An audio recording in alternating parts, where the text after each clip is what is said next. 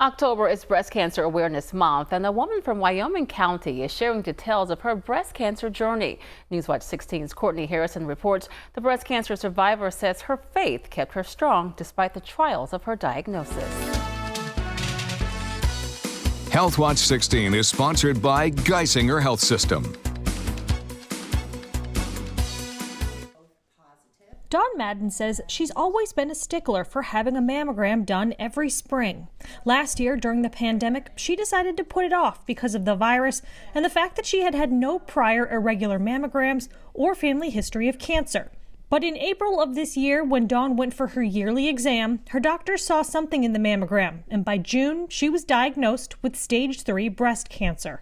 In a matter of 2 weeks, my life went from this cancer being curable to maybe 10 to 5 years to 2.5 years.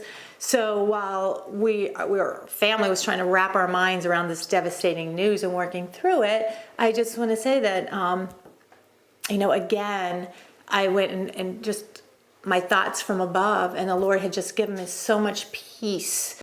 Dawn began her cancer journey with the oncology team at Geisinger CMC to include Dr. Aaron Miller. When we do workup for patients with breast cancer, we always look at the lymph nodes under the armpit. And she had some suspicious lymph nodes on her initial imaging. And so a biopsy was done, and it did show that the cancer had started to spread to those lymph nodes. Dawn decided a double mastectomy was her best chance at recovery. She says her faith in God helped with the fears of her breast cancer diagnosis. Dawn's prayers were answered after the results of her PET scan came back.